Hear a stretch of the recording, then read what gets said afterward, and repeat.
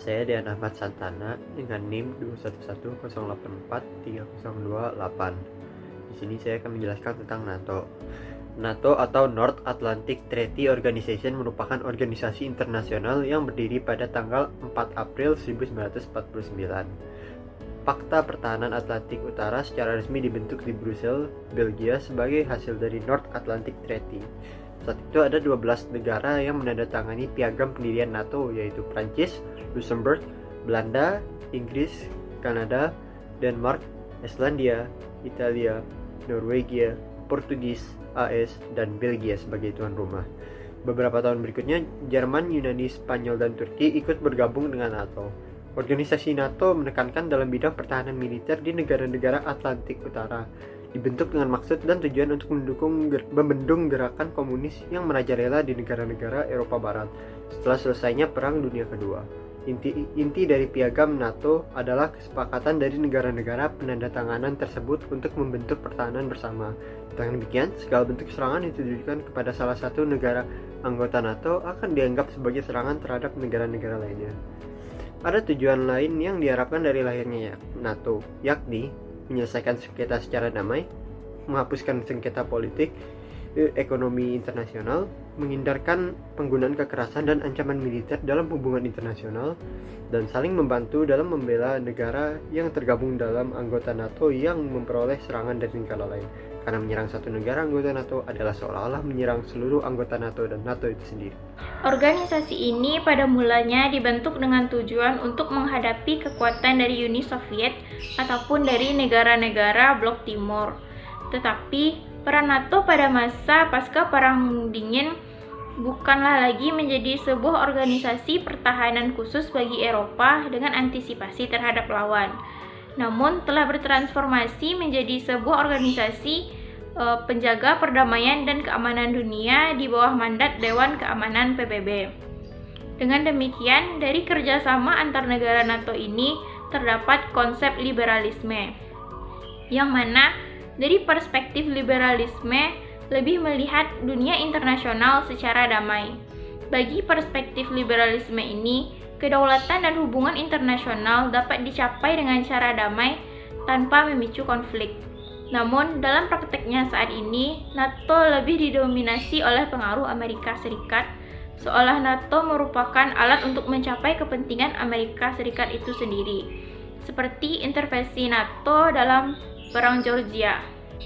Liberalisme merupakan perspektif yang ada di dalam ilmu hubungan internasional.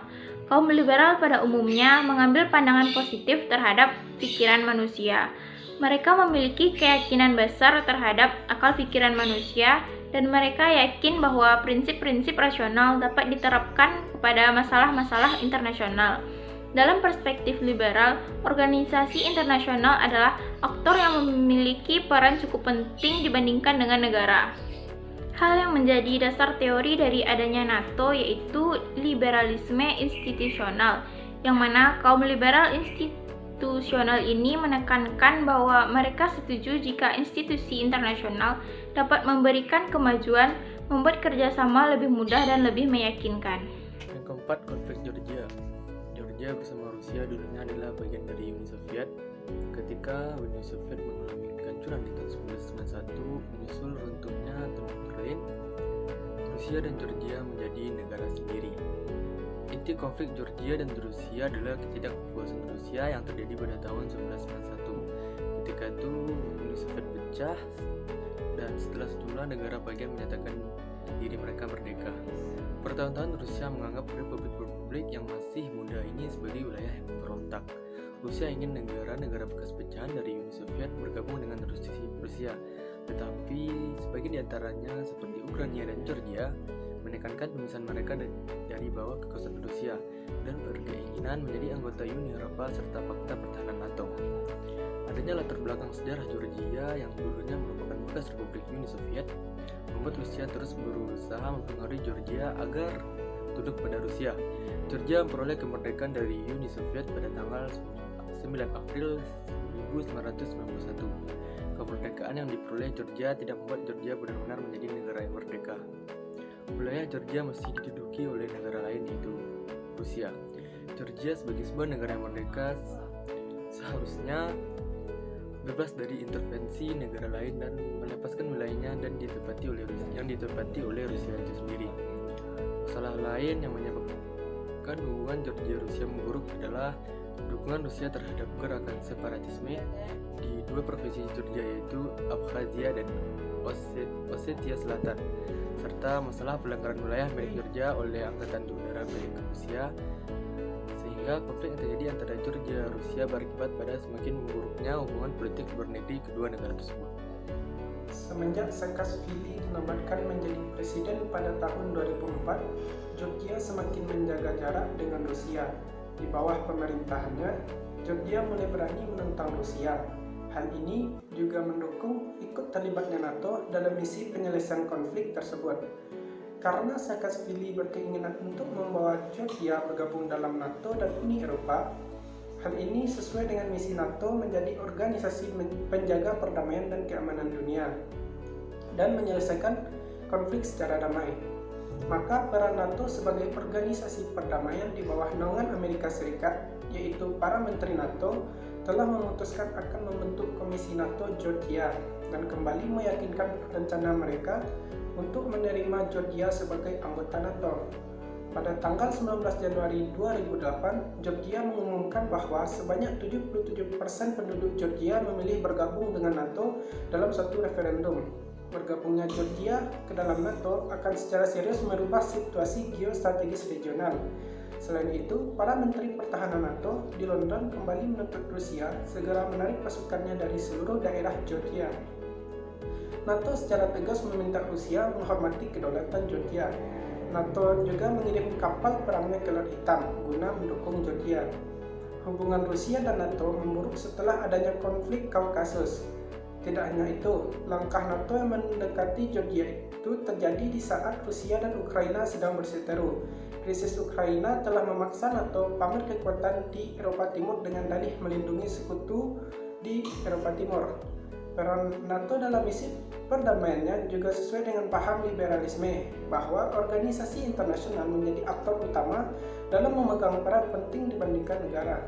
Dengan demikian, liberalisme institusional seperti yang dikatakan Jackson dan Sresen, bahwa institusi itu dapat membantu mengurangi rasa takut dan ketidakpercayaan negara anggota satu sama lain.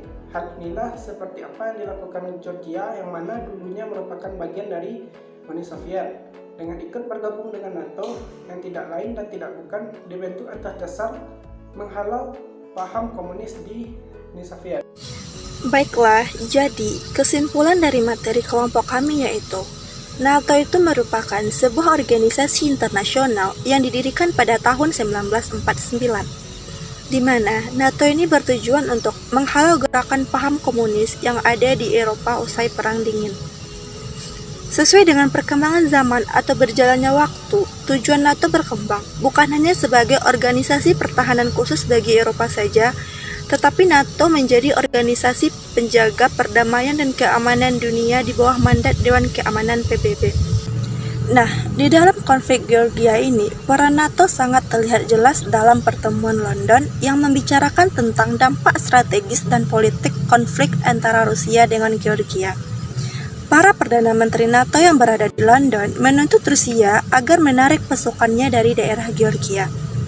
NATO juga mengirimkan kapal perangnya ke Laut Hitam guna untuk membantu Georgia. Dan secara sepihak, NATO juga menangguhkan kerjasama Rusia dan NATO di Dewan Kerjasama. Nah, hal ini dapat dikatakan sebagai sebuah bentuk paham liberalisme institusional karena aktornya itu adalah organisasi internasional dan sikap optimisnya terhadap negara dengan tujuan untuk melakukan kerjasama dan menghilangkan ketidakpercayaan terhadap negara-negara lain agar terciptanya suatu perdamaian.